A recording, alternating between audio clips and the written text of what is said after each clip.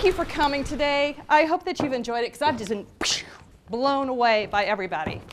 And I get to wrap this whole thing up, and I'm really kind of excited because what I've noticed with this whole thread, and I want to let you know that we have not ever practiced this, but guess what? There was a thread going through every single one of these talks.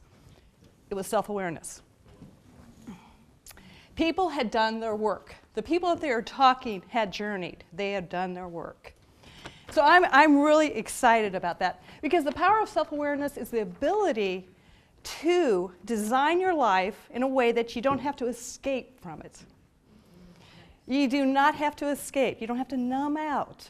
You don't have to run away. Wonderful man. Dr. Seuss, loved author, PhD, once said, "Be who you are and say what you feel, because those who mind don't matter, and those who matter don't mind." Amen? All right, self-awareness, definition.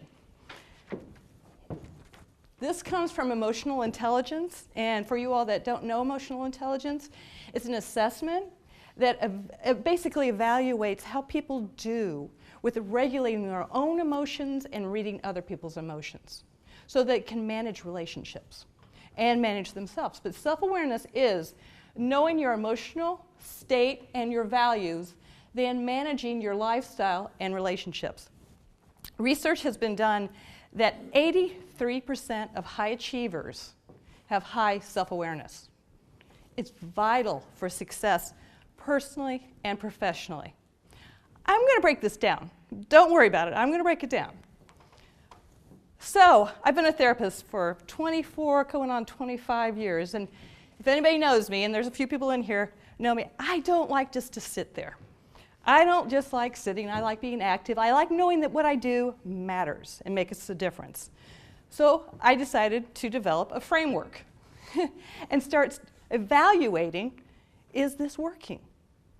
Because who wants to sit in a chair? People pay a lot of money to come see me and know you're not making any difference. That would drive me crazy. So I developed a framework, and I actually have people assess how they're doing every session. They may not know they're doing this, but I know they're doing this. So if you're a client in the room right now, just keep doing what you're doing, okay? But what I developed was the Self-Aware Life Results System. And the first step is be present.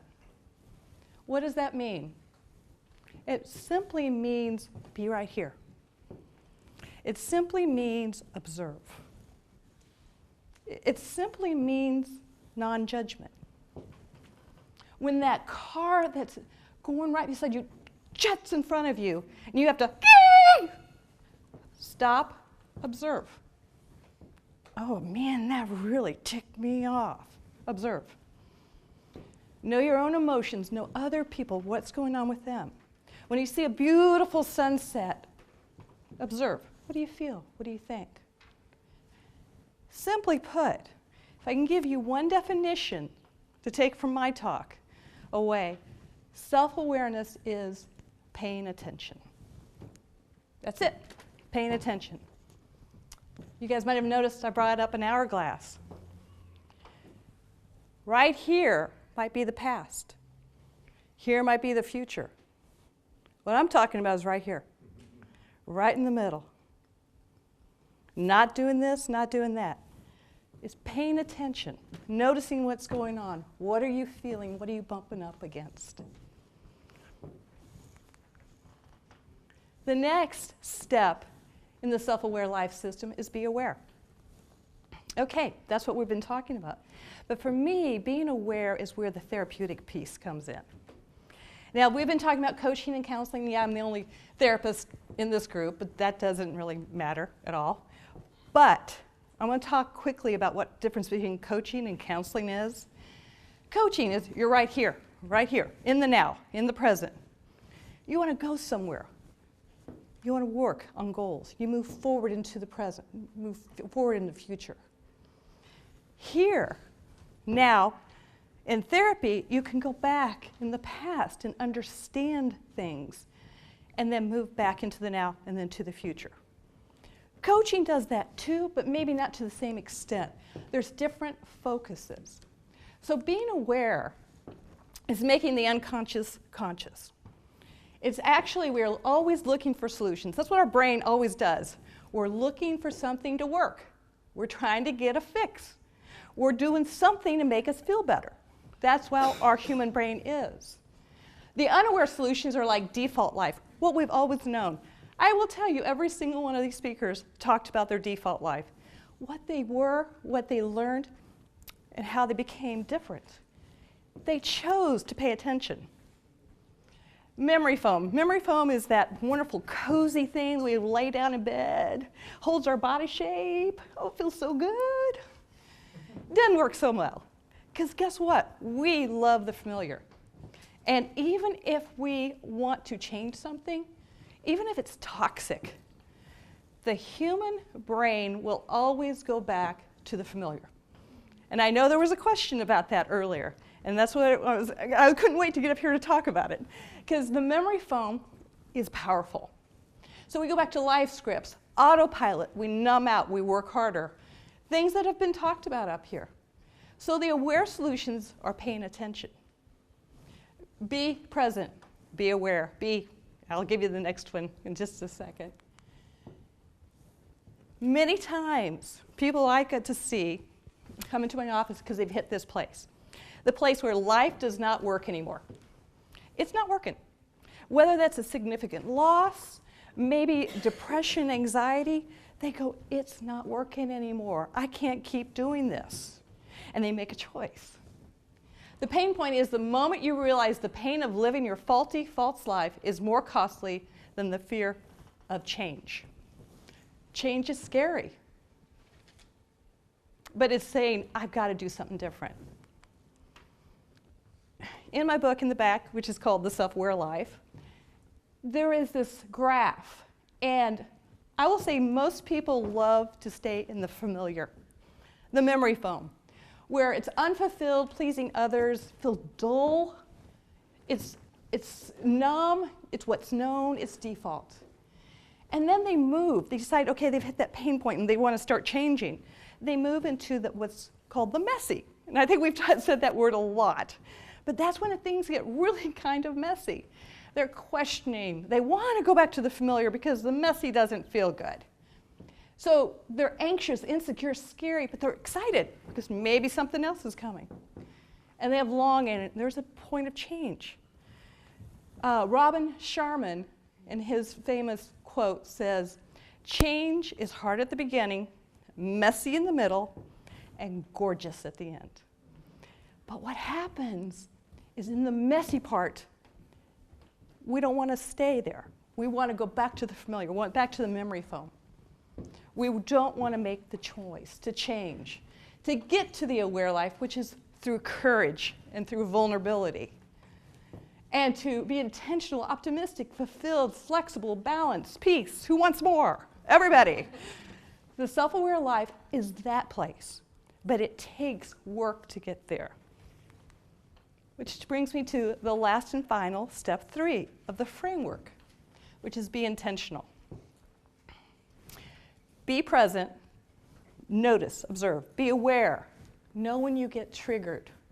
Know when you're hitting up against something. And then be intentional.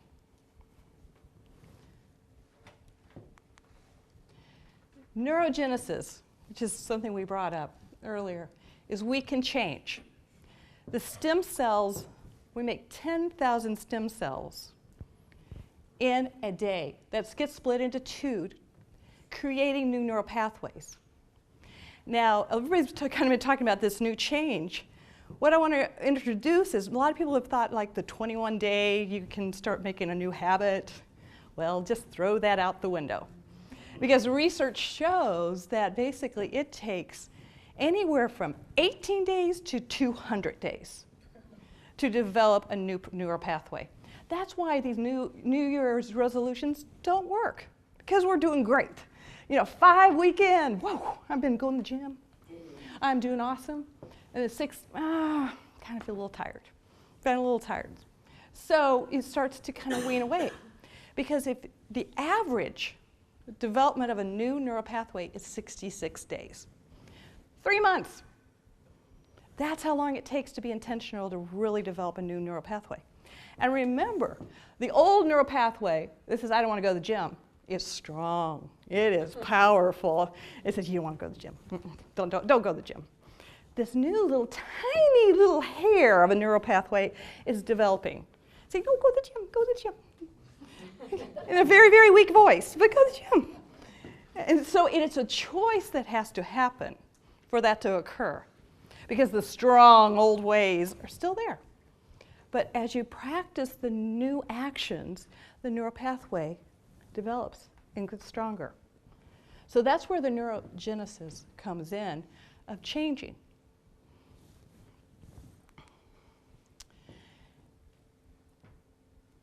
I was talking about, no, let me go back just a moment, because I want to talk about part of what the intentionality is. Because mention Brené Brown, and I'm becoming a certified Brené Brown coach, actually will be next month. And love her stuff. Well, one of the things that in the aware piece and being the trigger piece is learning how, when you bump up against a shame shield. And see, some of the default happens in the shame is when you get up to something, and no one likes shame. Shame is feeling like I am wrong, something is wrong with me, where guilt is like I did something wrong. So shame is saying something is wrong with me. So when the shame shields, there's 3 different shame shields. One is we move against. Another is we move away, and the third is we move towards. So the against is when something bad happens that doesn't make me feel good, triggers my old default life, I get angry. I move against. That's what happens. And then if it happens again to somebody with the towards, it starts going, let me fix it. I can do anything. I'll change. I'll fix it. And then the away is where you go and isolate. That's a little too hard. I really don't want to deal with that. Moving in to this acronym called DAP. Now, one of my clients who has a long history of hoarding, and I were talking, and this is how this developed. She kept bumping against the shame, and so that made her continue to be in what I call drift. Just drifting along. I want to avoid feeling bad. I want to continue going to dollar store, and I want to continue loading up my car, and sometimes I'll take it into my house, sometimes I'll stay in my car, and I want to not be aware of that. Through therapy and talking, she figured out she needed to make a decision, and that's when she anchored. That's when she anchored down and made that decision. And she said, I want to change. She became aware of what needed to happen. She figured out why she kept doing this thing. At that moment, she was ready for intentionality. She pulled up anchor. She knew shame was going to be her, the thing that would get her, but she was aware. And she started paddling. She got that house clean. She got it clean. It took a while, but she got it clean. Now that is intentionality. That's changing old patterns. So the longing for an enlarged life, which we've been talking about today, a life embracing more possibilities, growth, and freedom, is many times the catalyst to choosing the intentional journey towards the self-aware life. I'm going to finish up with the last thing because my framework includes one last step.